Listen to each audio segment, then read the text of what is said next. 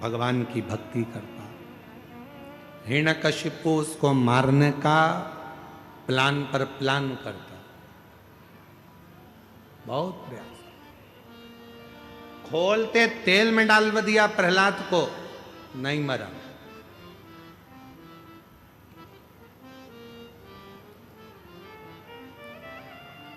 पहाड़ से नीचे पटकवा दिया, नहीं मरा, प्राण नहीं छोड़ा। अपनी बहन से कह दिया, क्या नाम था प्रहलाद की बुआ का? जम के बोलो, जम के। होलिका। होलिका नहीं था, नाम था डूंडा। क्या नाम था? डूंडा। इसलिए आज भी होली में मोटे मोटे लकड़ी के डूंड जलाए जाते हैं। होलिका कैसे पड़ा? होली का नाम पड़ा कैसे? डूंडा नाम था, प्रहलाद के बारे में सुन रखा था। हिरण्यकशिपु ने आकर कहा, बहन डूंडा, तेरे पास ब्रह्मा जी की दी हुई चादर है, उसको तू अगर ओढ़ कर बैठ गई तो तू जलेगी नहीं। एक काम कर, प्रहलाद को गोदी में लेकर बैठ जा, और जब बैठेगी आग ही चारों तरफ से लगेगी, तेरे ऊपर चादर रहेगी, तू बच जाएगी और प्रहलाद जल जाएगा। डूंडा ने अपने भाई का कहना मान लिया और चादर ओढ़ कर बैठ गई। चारों तरफ से आग लग गई। डूंडा को लगा मेरा छोटा सा भतीजा जल जाएगा, क्योंकि वो बुआ थी। बुआ कभी बद्दुआ नहीं देती है, बुआ दुआ देती है। बुआ ने अपनी चादर उतारी, अपने भतीजे पर, प्रहलाद पर डाल दी, खुद जल गई पर अपने भतीजे को बचा लिया। ऐसी होती है बुआ जो देती है दुआ।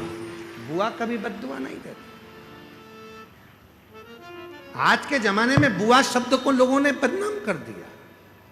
लोगों को लगता है बुआ जी आई हैं तो कुछ लेकर जाएंगे, बुआ जी आई हैं तो कपड़े लेंगे, बुआ जी आई हैं तो ऐसा करेंगे। नहीं, बुआ आती है तो दुआ देकर जाती है। लोगों ने होली का त्योहार मनाया, अर्थात वो डूंडा जलने से पहले अच्छा काम कर कर परमात्मा की होली, इसलिए हमारे देश में मनाते हैं होली का त्योहार। वो मरने पर अपने भतीजे को बचाकर परमात्मा की होली थी वो होली। पर दंतेवाड़ा वाली जीजियां तो कह रही हैं कि उनका बहन का नाम ही होली था। बालक को अति प्रेम से अंकलिया बैठाए, और डूंडा बैठी अग्नि में आपा लिया मिटाए। डूंडा अग्नि में बैठकर अपने आप को मिटा ली, पर अपने भतीजे को बचा लिया। 14 साल के बाद हुआ। एक बार जोरदार ताली।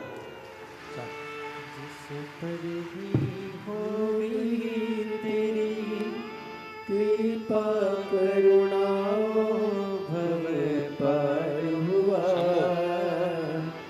भव पार हुआ। हर हर पापी हो चाहे जितना, उसका भी बाबा उद्धार हुआ,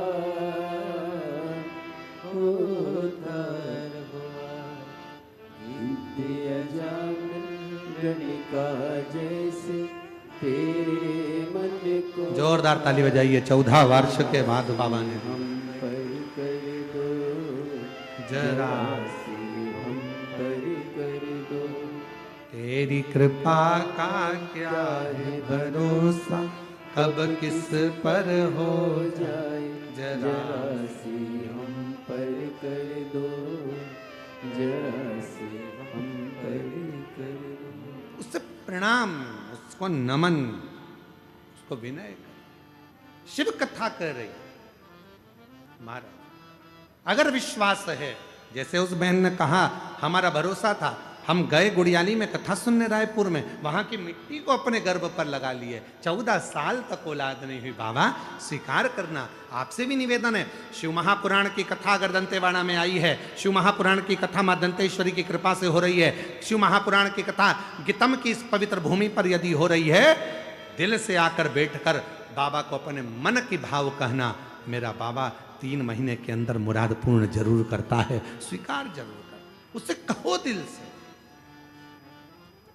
कि महादेव नमन चरणों में स्वीकार कीजिए, सबका किया है, मेरा भी उद्धार कीजिए। उद्धार कीजिए। आप भी बोलो साथ में, महादेव नमन। चरणों में, बोलो बोलो, महादेव नमन चरणों में स्वीकार कीजिए, सबका किया है, मेरा भी उद्धार कीजिए, उद्धार कीजिए। है त्रिपुंडधारी, है त्रिशूलधारी, है त्रिपुंडधारी, है त्रिशूलधारी। बस उसको विनय करो, निवेदन करो।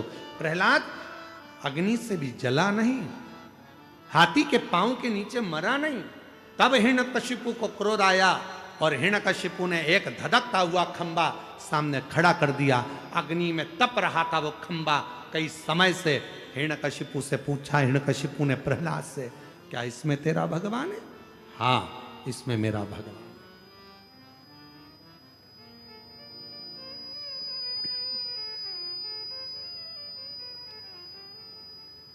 इसमें भगवान है? हाँ। इस खंबे में तेरा भगवान है? हाँ। अगर खंबे में भगवान है, लग जा गले। प्रहलाद ने देखा कि बहुत अग्नि का खंबा है, तो भी भगवान का नाम लेकर प्रहलाद खंबे से गले लग गया।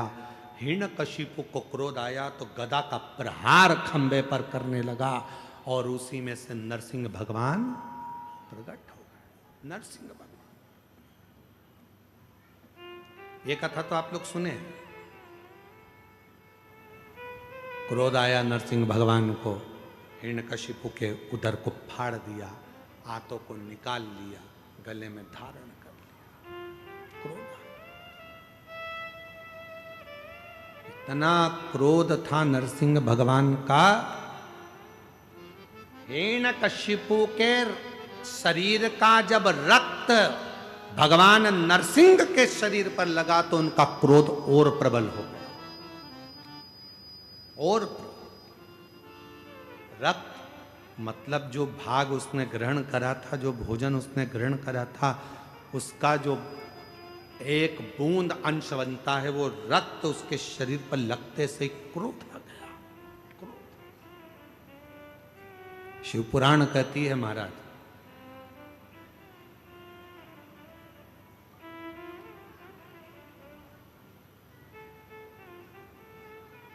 जैसा खाया अन्न, बोलो बोलो जम के बोलो, वैसा हो गया मन। जैसा पियो पानी, वैसी हो गई वाणी। और जैसा पिया दूध, वैसा बन गया बुद्ध। बुद्धि कैसे बनी है? दूध से। थैली का पियोगे तो थैली जैसे हो जाओगे, डब्बे का पियोगे तो डब्बे जैसे हो जाओगे, और गौ माता का अगर दूध पियोगे तो गाय जैसे निर्मल हो जाओगे। ये दूध पर आधार। कई लोग बोतल का दूध पी पी के, वो माताओं ने ऐसी आदत डाल दी है बोतल की, ना जाने वो बोतल कहाँ से आ गई। जन्म हुआ बच्चा, थोड़े दिनों तक तो माँ ने अपना स्तनपान कराया, और थोड़े दिन के बाद उसके हाथ में एक दूध की, अरे जम के बोलो, जम के जरा, बोतल पकड़ा दी। पहली बार ना जाने कौन से मुहूर्त में तुमने उसके हाथ में बोतल पकड़ाई थी। हाथ में आई दूध की बोतल, थोड़ा बड़ा हुआ तो स्कूल में आई पानी की बोतल, और बड़ा हुआ कॉलेज गया तो कोल्ड ड्रिंक की, बोलो बोलो बोलो बोलो जम के, कोल्ड ड्रिंक की बोतल। कोल्ड ड्रिंक की बोतल छूटी, फिर नहीं बोलूं तो अच्छा है। वैसे ही सीवर वाला महाराज बहुत बुरा है। बोलने के मामले। और अब जब बोतल पकड़ ली तब गुरुजी के पास, गुरुजी गुरुजी इनकी बोतल छुड़ा दो। तो गुरुजी कहे उनकी मम्मी के पास जाओ जिन्होंने पकड़ाई थी, बचपन में पकड़ाई थी दूध की बोतल, उस दिन से ना जाने कौन से मुहूर्त में पकड़ी थी, और वो दूध की बोतल जब से पकड़ी तो आखिरी तक नहीं छूटी है। मेरा निवेदन है, पहले के बुजुर्ग चांदी की कटोरी होती थी, नी होती थी, तो तांबे की कटोरी में, कांसे की कटोरी में कांसे की चम्मच से, पीतल की कटोरी में पीतल की चम्मच से अपने बच्चों को धीरे धीरे दूध पिलाते तो उसमें वात्सल्यता होती थी। बोतल पकड़ाने से अच्छा है अपने बच्चे के मुख में राम राम कहकर, शिव नाम कहकर, कृष्ण नाम कहकर उसके मुख में थोड़ा थोड़ा दूध चम्मच से पिलाना प्रारंभ करो। हाथ में बोतल मत पकड़ाओ, आखिरी तक पकड़ लेगा, किसी मुहूर्त में पकड़ ली तो दिक्कत खड़ी हो जाएगी। बोतल से पीछा छो, बोतल से पीछा। एक नशा जो कई लोग करते हैं, मदिरा का नशा, दारू का नशा, शराब का नशा, एक नशा। लोग कहते हैं कि नशा करने वाला बर्बाद हो जाता है। शिव महापुराण की कथा कहती है केवल नशा करने वाला अकेला बर्बाद नहीं होता है, जो नशा करता है उसका पूरा घर, उसके बच्चे, उसकी पत्नी, उसका कुटुंब, उसका परिवार सब बर्बाद हो जाता है। इसलिए इस व्यासपीठ से निवेदन करते हैं, नशा करने वालों से निवेदन करते हैं कि शिव महापुराण में अगर कुछ दान करना चाहते हो तो अपने नशे का दान दे दो कि मैं आज के बाद कभी नशा नहीं करूंगा, छोड़ता हूं। मेरा बाबा यहाँ आया है, मेरा भोले बाबा यहाँ पहुंचा है, मेरा शंकर भगवान यहाँ आया है, मैं उस प्रेशर नहीं आ रहा है, मेरा बाबा नहीं है, बाबा यहाँ आए हैं तो मैं नशे का त्याग करता हूं। और हरि ओम में ओम समाया है, मेरा भोला नगर में आया है। हरि ओम में ओम समाया है, मेरा भोला नगर में आया। ढोलक तबले इनकी आवाज नहीं आ रही है मतलब। हरि ओम में ओम समाया है, मेरा भोला नगर में आया। बोलो बोलो सब बोलो। हरि ओम में ओम समाया है, मेरा भोला नगर में आया है। मेरा भोला नगर में आया है, मेरा भोला नगर में आया है। वो मेरा भोला नगर में आया है, मेरा भोला नगर में आया है। हरि ओम में ओम समाया है, मेरा भोला नगर में आया है। हरि ओम में ओम समाया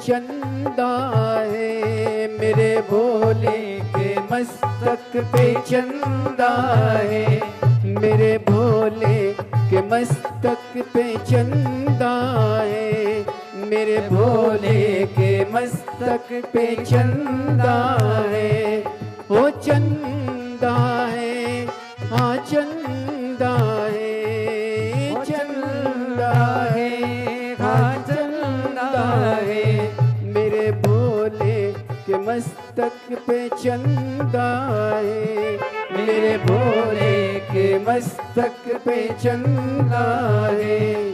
चंदा में, चंदा में, चंदा में ओम समाया है, मेरा भोला नगर में आया है। चंदा में ओम समाया है, मेरा भोला नगर में आया है। हरि ओम में ओम समाया है, मेरा भोला नगर में आया है।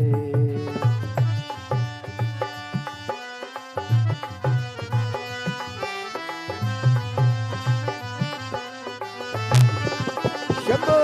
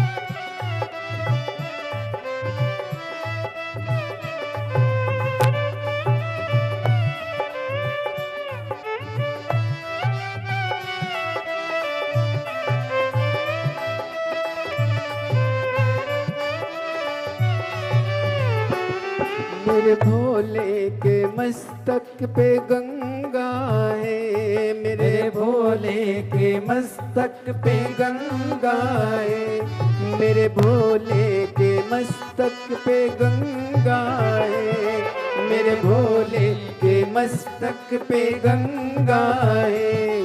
गंगा में ओम समाया है, गंगा में ओम समाया है, मेरा भोला नगर में आया है। गंगा में ओम समाया है, मेरा भोला नगर में आया है, मेरा भोला नगर में आया है, मेरा भोला नगर में आया है, ओ मेरा भोला नगर में आया है, मेरा भोला नगर में आया है। हरि ओम में ओम समा मेरा भोला नगरी में आया है। हरि ओम में ओम समाया है, मेरा भोला नगरी में आया है।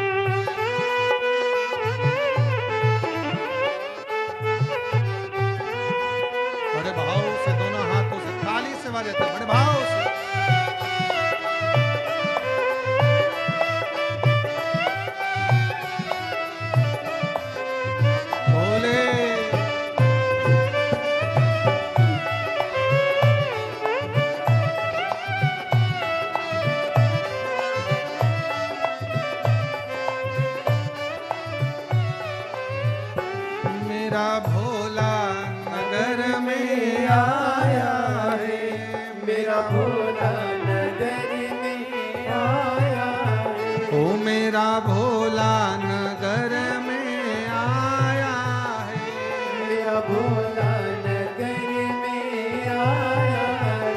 ओ हरि ओम में ओम समाया है, मेरा भोला नगर में आया है। हरि ओम में ओम समाया है, मेरा भोला नगर में आया है। ओ हरि ओम में ओम समाया है, मेरा भोला नगर में आया है। ओ हरि ओम में ओम समाया है, मेरा भोला नगर में आया है। अपने स्थान पर बैठकर भगवान देवाधिदेव महादेव से प्रार्थना करिए, विनय करिए, भाव से बाबा को विनती करिए। जहाँ जगह मिले वहाँ बैठकर बाबा को अपने मन का भाव कहिए, हृदय से प्रार्थना करिए। सभी को मालूम है प्रार्थना जब बोलेंगे साथ में आप लोगों की आवाज़ व्यासपीठ तक आना चाहिए, और व्यासपीठ और आपकी आवाज़ दोनों को मिलाकर भगवान देवाधिदेव महादेव के चरणों में पहुँचे। बाबा से विनय करेंगे, निवेदन करेंगे, प्रार्थना करेंगे, विनती करेंगे।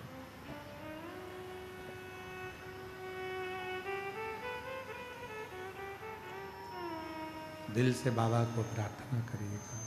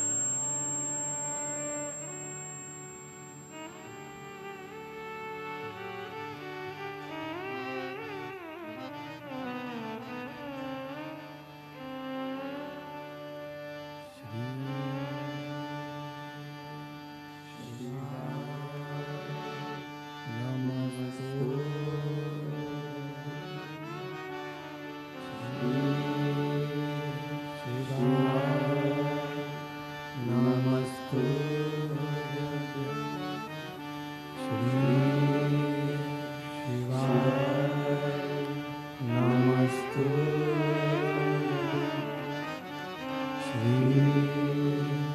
शिवाय नमस्तुते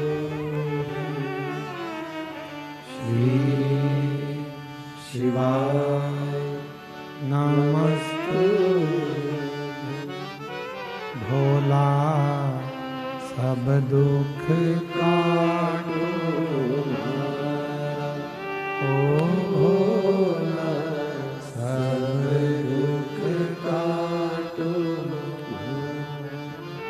शिव शंकर जप तेरी माला भोले बाबा जप तेरी माला भोला सब दुख काटो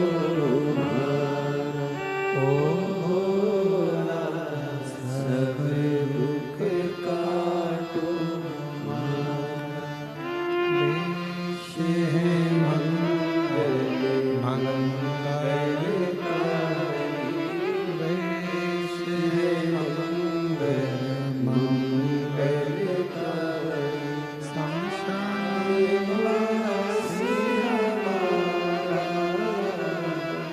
शमशान वासी हमारा ओ भोला सब दुख काटो हमारा ओ भोला सब दुख काटो हमारा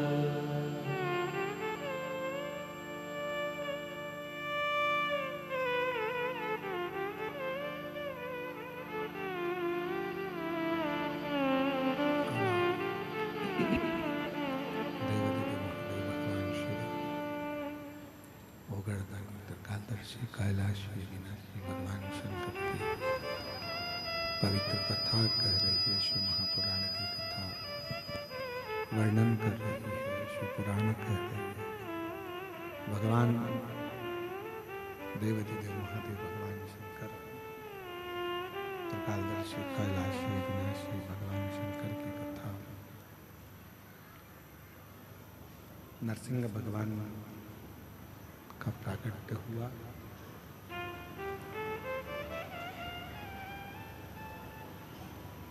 जैसा खाया अन्न वैसा हो गया मन, जैसा पिया पानी वैसी हो गई वाणी।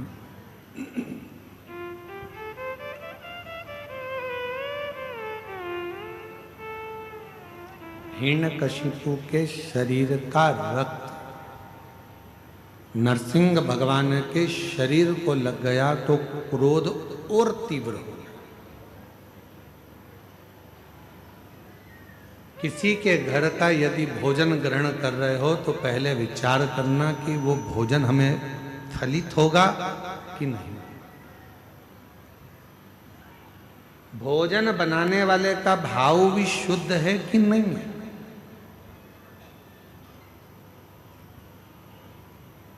एक कितना सुंदर प्रसंग आता है कि एक राजा हमेशा मरने का सोचता था।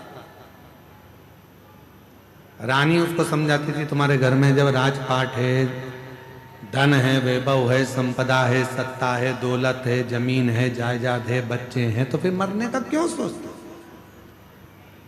राजा को समझ में नहीं आता था कि मैं मरने का क्यों सोचता हूं। मेरे में ये बुद्धि आती कहां से। राजा एक दिन अपने गुरुजी के पास गया। गुरुदेव से जाकर कहा गुरुजी एक बात समझ में नहीं आती। मेरे मन में ये भाव नहीं समझ में आ रहा कि आखिर सब कुछ अच्छा है तो फिर मरने का मेरे मन में ये बार बार प्लान क्यों आ रहा है। मेरे मन में बार बार ऐसा भाव क्यों आ रहा है। गुरुजी ने कहा कि तुम्हारे घर में भोजन कौन बनाता है।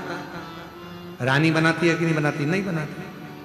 कौन बनाता है तो कि एक सेविका आती है, एक दासी आती है, वो भोजन बनाने वाली दासी सेविका भोजन बनाती है। अच्छा पता करो उस सेविका को कोई तकलीफ तो नहीं है। मालूम करा तो वो सेविका सबसे एक ही बात कहती थी, मैं तो इतनी दुखी रहती हूं, मैं तो मर जाऊं तो अच्छा। सेविका हमेशा एक ही बात सोचती थी कि मैं तो इतनी तकलीफ में हूं, इतनी दुखी हूं कि मर जाऊं तो अच्छा। भोजन बनाती रहती, आंख से आंसू बहाती रहती और मन में मरने का विचार करती। भोजन कौन करता? राजा। बुद्धि किसकी बिगड़ी? राजा की। मरने का प्लान कौन कर रहा? राजा। राजा सेविका को बुलाकर पूछे कि तुम भोजन बनाती हो और तुम्हारे मन में ये अलग अलग भाव आते रहते हैं मरने के, क्यों? कहा मैं दुखी हूं, तकलीफ में, कष्ट में, इसलिए मैं मरने का विचार करती रहती हूं महाराज। राजा ने उस सेविका को निकाल दिया, भोजन रानी बनाने लगी। राजा की उम्र के लिए सोचती थी मेरा पति खूब जिए, खूब आनंद में रहे, स्वस्थ रहे, खुश रहे। पति स्वस्थ रहने लगा, खुश रहने लगा, आनंद में रहने लगा। मेरी जीजियों, मेरे जीजाओं, मेरी बेटियों, बेटाओं, मेरी माताओं, एक निवेदन आपसे करें, भोजन बनाओ, मना नहीं है। भोजन बनाने वाले तुम्हारे घर में आए, मना नहीं है, पर भोजन बनाने वालों से एक बात जरूर करा करो कि जब तुम भोजन बनाओ तो भगवान का भजन गाते हुए बनाओ, जिससे हमारे घर में भी भगवत कीर्तन स्मरण होता है, भगवत नाम चलता।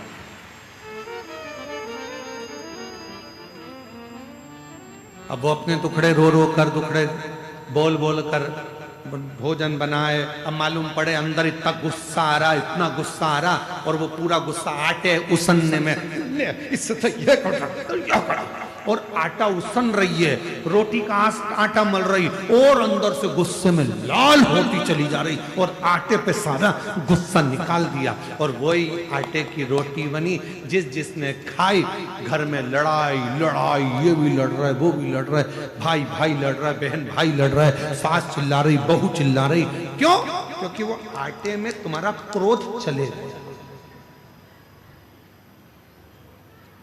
कई माताओं की आदत रहती है, चावल में सीटी नहीं आती। अरे बोलो तो जम के, चावल में सीटी नहीं आती तो गुस्से में वो चावल की सीटी, बार बार सीटी पर वो आई नहीं, तो इसने 2 बार लाया, ऐसे 2 बार, आखिरी में उसने धम के दिया, रपा। अब तुमने तो चावल में देर रख के गुस्सा निकाल रही हो चावल की सीटी पर। चावल की सीटी में जो बूंद बूंद भाप का पानी अंदर गिर रहा था, उसमें तुम्हारा क्रोध भी उस चावल में चला गया। किसी ने खाया, गुस्से में लाल हो गया।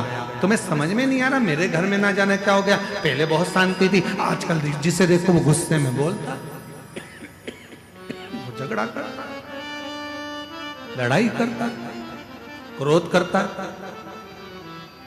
क्या कारण? जो भोजन बन रहा है उसमें जरूर कुछ ना कुछ त्रुटि हो रही है। इसीलिए आप लोगों से कहते हैं कि कहीं मंदिर जाओ, देवालय जाओ, शिवालय जाओ, सीहोर कुबरेश्वर धाम जाओ, तो आपसे निवेदन है कि होटल में भोजन कम करो। पहले कुबरेश्वर धाम की खिचड़ी प्रसाद 2 रोटी कुबर बाबा के भंडारे की अवश्य खाओ, जिससे हमारे रोग दूर हों, दुख दूर हों, कष्ट दूर हों, परेशानी, तकलीफ दूर। हमारे कष्ट, हमारे रोग, हमारी तकलीफें दूर हो, वहां का प्रसाद। और शंभु शरणे पड़े, मांगू घड़ी रे घड़ी, दुख काटो दया करी ने दर्शन आपो। शंभु शरणे मांगू घड़ी रे, ये प्रेशर है, स्पीकरों का बढ़ाओ ना। काटो दया करी ने दर्शन नरसिंह भगवान का क्रोध बहुत तीव्र था। हिरण्यकशिपु का रक्त शरीर में लग गया था, जिसके कारण बस उनको क्रोध आ रहा था, गुस्सा आ रहा था। क्रोध शांत नहीं हुआ। तब जब नरसिंह भगवान का क्रोध शांत नहीं हुआ, गुस्सा शांत नहीं हुआ, सारे देवताओं ने मिलकर भगवान देवाधिदेव महादेव से प्रार्थना करी।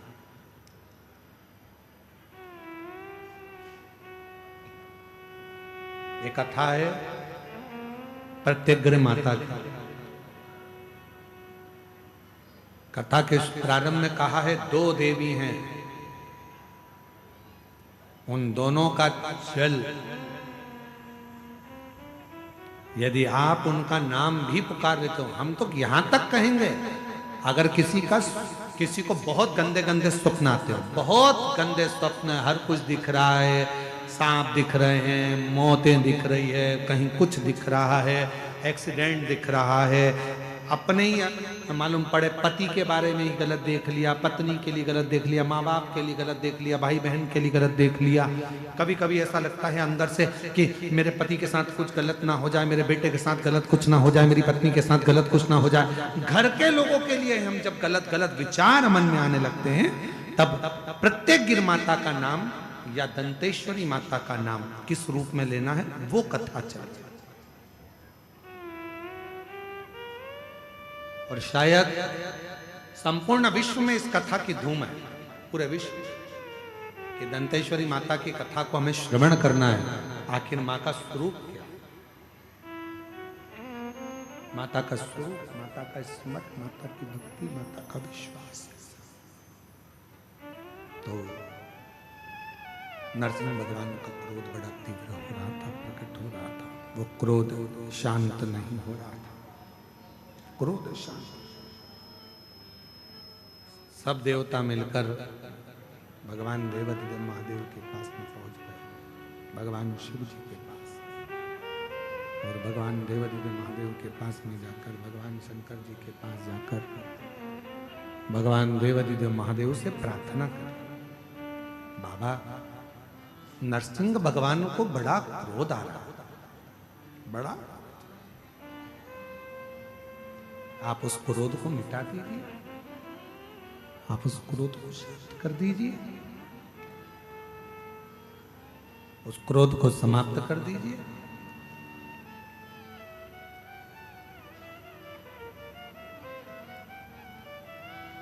शंकर भगवान बोले, नरसिंह भगवान ने जो रूप रखा है, सारे देवताओं को शामिल कर कर नरसिंह भगवान इस पवित्र रूप को धारण करें। उनके क्रोध को शांत करने के लिए 33 कोटि देवता सब मुझ में समाये। 33 कोटि देवता सब मुझ में समाये। मैं एक पक्षी का रूप रखता हूं और नरसिंह भगवान को पक्षी का रूप रखकर अपने पंजे में उठाकर अलकनंदा नदी में ले जाकर डाल देता हूं। पक्षी सारे देवता राजी हो गए। अब नरसिंह भगवान से उनके सामने क्रोध को शांत करने के लिए शंकर भगवान श्रंभेश्वर महादेव बन गए। बोले श्रंभेश्वर महादेव की। भगवान शंकर का एक ऐसा स्वरूप, मुख है शेर का, शरीर है मनुष्य का, और पंख बने हैं दो उड़ने के, शरंभ पक्षी। मेरे देव अधिदेव महादेव ने देखा कि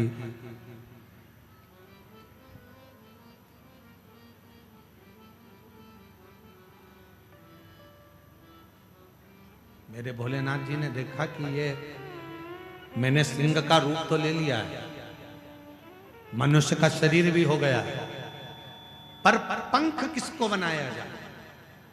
तब मेरे भोलेनाथ ने त्रिदेवियों का आवाहन किया, हे लक्ष्मी, हे पार्वती, हे सरस्वती, आओ और तुम मेरे पंख बन जाओ।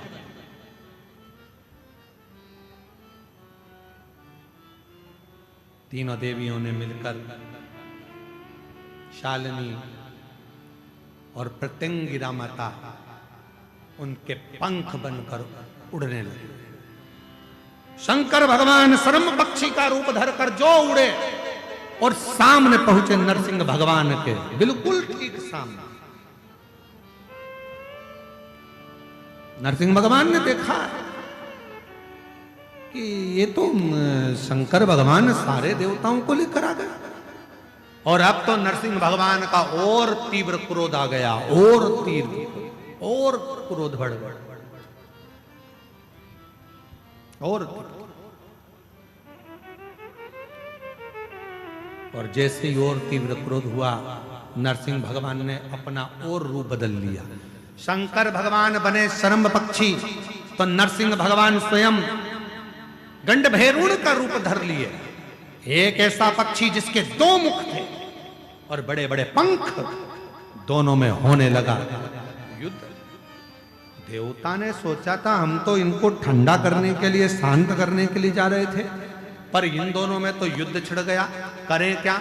उसी समय मां शरम्भ पक्षी के उस पंख के रूप में जो मां प्रत्यंगिरा माता थी, उसी समय पर उन्होंने अपना स्वरूप अलग किया और जैसे एक सिंह का मुख होता है, सिंह का मुख है, नारी का स्वरूप है, और मां उसी पल प्रत्यंगिरा माता के रूप में प्रकट हो गई। उसी पल, उसी समय आप लोग दर्शन कर रहे होंगे आस्था चैनल पर, सभी आस्था चैनल वासी और जितने भी कथा में बैठे हैं, एलईडी पर भी आप लोग प्रत्यंगिरा माता का दर्शन कर रहे होंगे। सिंह का मुख है मां का,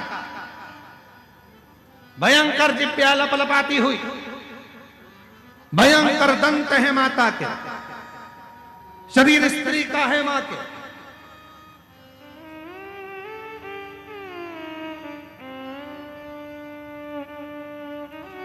जो देखा, गंडभैरुण के रूप में विराजमान नरसिंह भगवान और शरम्भ के रूप में विराजमान मेरे देव दिव्य महादेव दोनों ही शांत हो गए, और दोनों शांत होते से ही प्रत्यंगिरा माता को जो देखा तो शिव जी ने कहा, है प्रत्यंगिरा, तुम वो शक्ति हो जो पार्वती सती का एक स्वरूप है। तुम्हारे दंत का दर्शन एक प्रत्यंगिरा के रूप में होगा, और सुनो प्रत्यंगिरा, जहां मेरी आद्य शक्ति सती का पूरा स्वरूप जब पूर्ण तरह से भगवान नारायण के चक्र द्वारा खंडित कर दिया जाएगा, जिस स्थान पर मेरी सती के दंत गिरेंगे, वह प्रत्यंगिरा तुम्हारा ही एक बल स्वरूप दंतेश्वरी के रूप में पूजा जाएगा। स्वयं दंतेश्वरी, एक प्रत्यंगिरा और मां आद्य शक्ति सती माता का जब शरीर के टुकड़े करे गए, जो दंत गिरा है वो दंतेश्वरी के रूप में मां विराजमान हुआ है।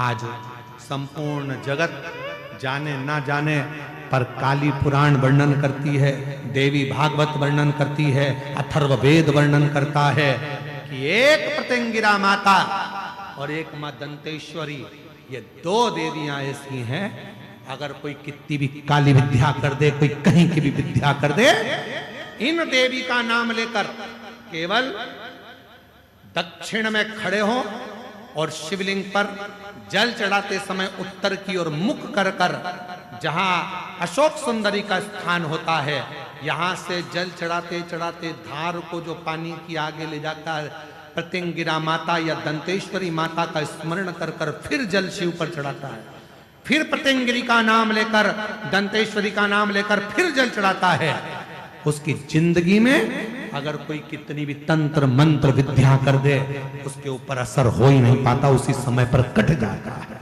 ये वो प्रत्यंगिरा। यहां तक वर्णन आता है महाराज, जिस नारी के, जिस स्त्री के रजो धर्म में, रजो धर्म के समय पर कोई नारी कहती है पेट दर्द होता है, कोई कहती है रजो धर्म नहीं आता, कोई कहती है रजो धर्म रुक जाता, वो नारियां जो बहुत उदर से जुड़ी हुई कहीं ना कहीं तकलीफों में होती हैं, अगर मां प्रतिंगिरा का स्मरण कर कर एक चावल का दाना, भगवान देव अधिदेव महादेव जिस जलाधारी पर, वो जो गोल जलाधारी है, जिस जलाधारी पर शंकर का शिवलिंग रखा हुआ है, उस जलाधारी पर कहीं पर भी एक चावल का दाना या तो मां दंतेश्वरी का नाम लेकर या प्रतिंगिरा माता का नाम लेकर अगर चढ़ा देती है, तो उस नारी के रजो धर्म से जुड़ी जितनी प्रॉब्लम है वो सब समाप्त हो जाती है। यहां तक प्रतिंगिरा माता का वर्णन। एक पत्र है, अच्छा है,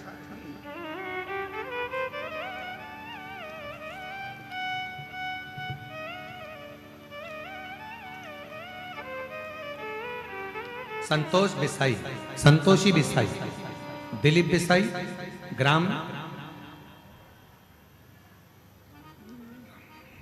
पढ़ना जरा जल्दी बोलो पढ़ के। भेजरी पदर, भेजरी पदर, ठीक है, सही पढ़े हैं, ठीक है। आगे बोलो। बक्का बंडे, बकावंड, ठीक है। जगदलपुर से आई हैं, कहीं बैठी हो तो हाथ हिला सकते हैं।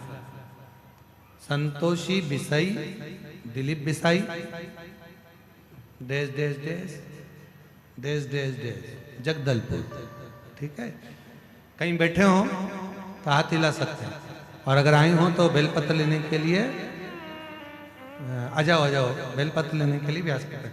मेरी बड़ी बहन भीमवती सेठिया, ग्राम मार्केल नगर नार का दोनों किडनी खराब हुआ था। विशाखापट्टनम में इलाज होने के पश्चात किडनी दोनों खराब हो गई थी, और विशाखापट्टनम में इलाज होने के पश्चात डायलिसिस चल रहा था। डायलिसिस चालू हो गया, हफ्ते में 2-3 बार डायलिसिस होता। मेरे पति ने अपने दोस्तों को सीहोर से रुद्राक्ष मंगाकर प्रतिदिन शिवलिंग पर जल चढ़ाकर प्रतिदिन जल को पिलाना शुरू किया, तो डायलिसिस करना बंद हो गया है। मैं बाबा को यहाँ प्रणाम करने के लिए आया हूँ।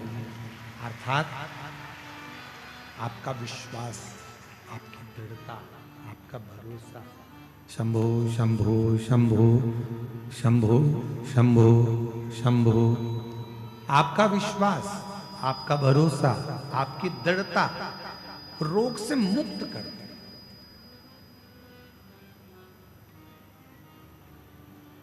प्रतिंगिरा माता का नाम लेकर अगर आप चावल चढ़ा रहे हो तो उसमें आपका विश्वास होना चाहिए। मां दंतेश्वरी का नाम लेकर चावल चढ़ा रहे हो तो उसमें आपका विश्वास होना चाहिए। एक पत्र और है,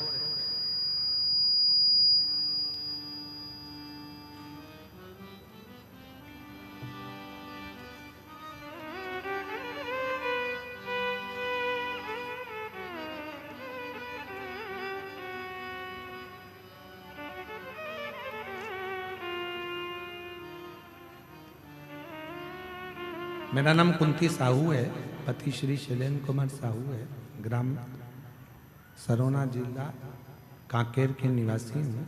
मेरी उम्र 38 वर्ष है। मेरा मोबाइल नंबर ये है, कहीं बैठी हो तो हाथ हिला सकती हैं।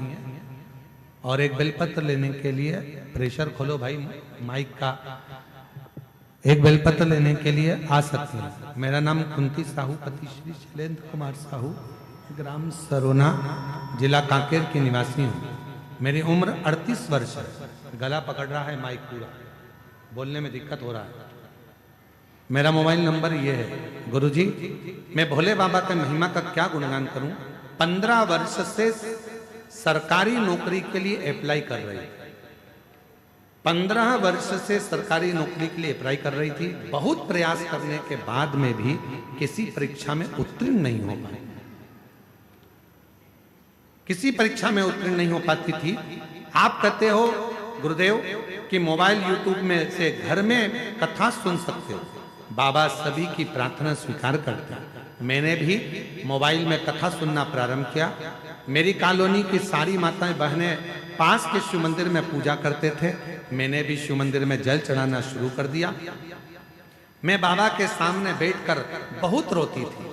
2022 में मैंने पशुपतिनाथ का व्रत किया और प्रभु की महिमा देखिए, भोवले बाबा ने मेरी पुकार सुन ली। 4 सितंबर 2023 में लोह ढीगुड़ा एकलव्य स्कूल में अधीक्षिका के पद पर नियुक्त कर दिया। मैं बाबा को यहाँ धन्यवाद देने के लिए आई हूँ। आज बाबा की कृपा से जब मेरा उस नियुक्ति मिल गई, संविदा पर थी, पर बाबा से संविदा होने पर भी मैं बाबा से प्रार्थना करती थी कि मुझे पक्का करो, और बाबा के मंदिर जाती रहती, विश्वास करती, कथा के पंडाल में बैठकर कथा श्रवण करी, और 4 महीने बाद 22 दिसंबर 2023 को बाबा की कृपा से जगदलपुर कोर्ट में क्लर्क के पद पर मेरी पक्की नियुक्ति हो गई। मैं बाबा को यहाँ प्रणाम करने के लिए आई हूँ। कहीं बैठी हो तो आ सकती हैं और एक बेलपत्र ले जा सकती हैं।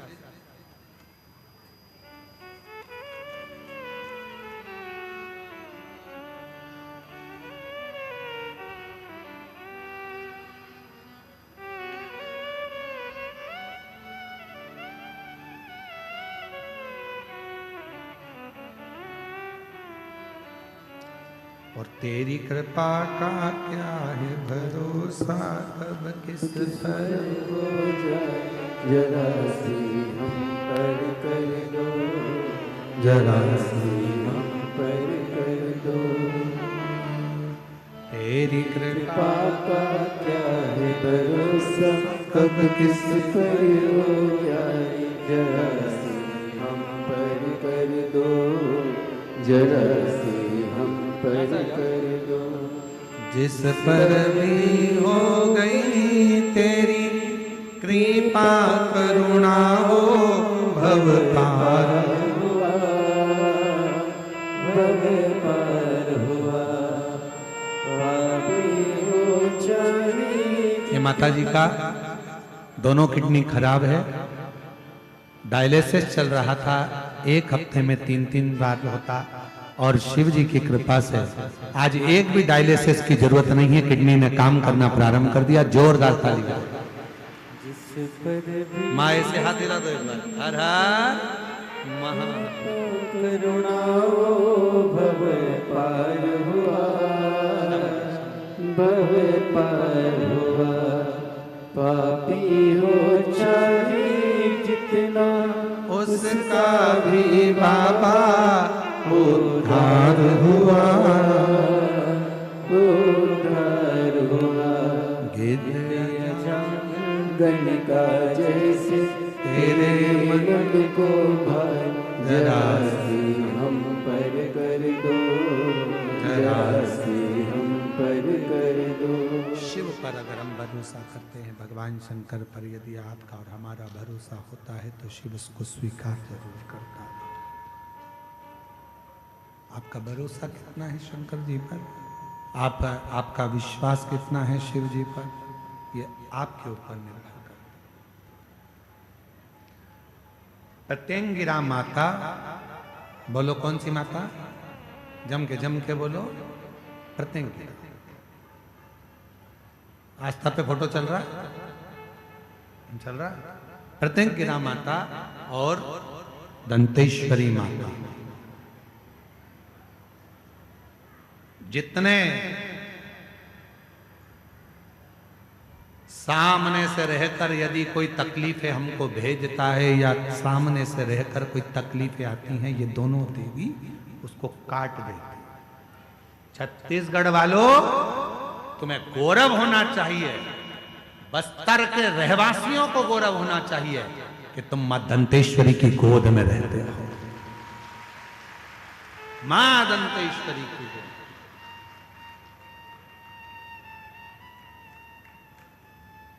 वो साधारण नहीं है। बस तुम्हारा विश्वास दृढ़ होना चाहिए।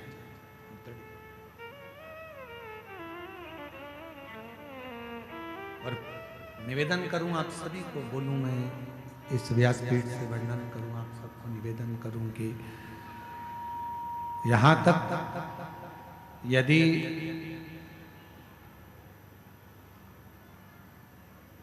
यहां तक वर्णन आता है, अगर किसी व्यक्ति का एक्सीडेंट हो गया है और बिल्कुल डॉक्टर ने कह दिया कि इसका बचना मुश्किल है, आप डॉक्टर साहब से कहो कि डॉक्टर साहब आप इलाज करिए, क्योंकि डॉक्टर शिव का एक रूप होता है। हमेशा याद रखो, अपने जीवन में अगर कोई भी कष्ट बीमारी आए तो सबसे पहले चिकित्सा केंद्र पर जाए। आपके गांव में जो हॉस्पिटल हो वहां जाइए। किसी ढोंग प्रपंच में मत फंसना, किसी इधर उधर मत चले जाना कि पाँव में सांप काट गया और लोग कहें कि वहां चले जाओ वहां चले जाओ, इतनी देर में प्राण छूट जाए, पहले हॉस्पिटल जाए। कोई बीमारी आ गई, यहां वहां ना जाकर सबसे पहले हॉस्पिटल जाए, अस्पताल। क्यों? शिव पुराण कहती है कि हॉस्पिटल में जो डॉक्टर का एक रूप होता है वो शंकर का एक स्वरूप होता है। आप उसको शिव मानकर जब कहोगे कि इसको रोग आ गया, बीमारी आ गई, इलाज करिए। जांच का बोले जांच करो, दवाई का बोले दवाई करो, पर साथ में भगवान शंकर के ऊपर एक लोटा जल चढ़ाकर वो जल का भी आचमन कराते रहो। जब दवा और दुआ दोनों साथ चलती है तो व्यक्ति जल्दी ठीक हो जाता है और स्वस्थ। दवा और दुआ दोनों साथ चलना चाहिए तो व्यक्ति ठीक होता है। महाराज मान लो कोई एकदम एक्सीडेंट हो गया, डॉक्टर ने जवाब दे दिया कि अब तो मुश्किल है, बहुत मुश्किल, बहुत मुश्किल। तब प्रयास करो, बन सके रात्रि के समय हो चाहे दिन का समय हो, कभी भी शिव जी के मंदिर में जाकर एक हाथ में दूध लेकर, एक हाथ में जल लेकर, मां प्रत्यंगिरा का नाम लेकर, मां दंतेश्वरी का नाम लेकर उस दूध और जल की धार को एक साथ शिव पर चढ़ाना प्रारंभ करो और प्रारंभ करो और उसका नाम बोलकर कि बाबा उसको संभाल लेना मेरे भोलेनाथ। बहुत डॉक्टर मना कर रहा है पर तू कृपा करेगा तो वो अच्छा हो जाएगा, तेरी करूंगा तो वो ठीक हो जाएगा। तू कृपा आ जा, तू दया, तू करेगा। बेलपत्र ये तेरी उदारता, ये तेरी कृपा, तेरी करुणा।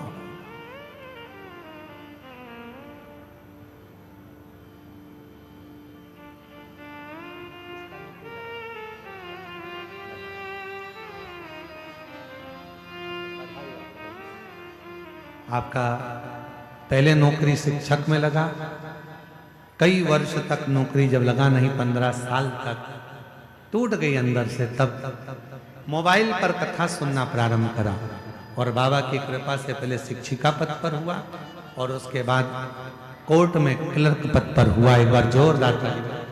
आपको आपके जन्मदिन शिव उपासना मूल है, शंकर की उपासना मूल है। मां प्रत्यंगिरा ने नरसिंह भगवान और भगवान शंभेश्वर के दोनों को दर्शन दिया, दोनों, और दोनों के क्रोधों को शांत कर दिया, दोनों। शिव पुराण कहती है देवराज नाम का ब्राह्मण ना कभी मंदिर गया था, ना कभी शिवालय गया था, ना कभी उसने दर्शन किया था, ना कभी आराधना करी थी, पर शिव की भक्ति में कभी नहीं रमा था। चोरी का धन लेकर जा रहा था, मंदिर के अंदर प्रवेश कर गया, शरीर में ताप गिर रहा था, बुखार आ रहा था। एक ब्राह्मण शिव पुराण की कथा कर रहा था, वो श्रवण कर रहा था। 2 क्षण की शिव महापुराण की कथा उसके कानों में चली गई और आखिरी में उसके प्राण बेलपत्र के वृक्ष के नीचे छूट गए।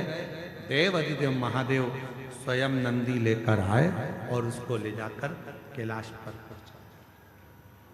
कहते हैं साधारण मनुष्य अगर प्राणों को छोड़ता है, यम लेने आते हैं। साधारण मनुष्य अगर प्राणों को छोड़ता है, भगवान के पार्षद लेने के लिए आते हैं। पर केवल एक देव अधिदेव महादेव भगवान शंकर ऐसे हैं जिनको जल चढ़ाने वाला, जिनको भजने वाला, जिनको स्मरण करने वाला जब प्राणों को छोड़ता है तो ना उसे पार्षद लेने आते हैं, ना उसे यम लेने आते हैं, उसे तो स्वयं देव अधिदेव महादेव नंदी लेकर ले स्वयं शंकर भगवान नंदी लेकर आते हैं उसको लेने के लिए। स्वयं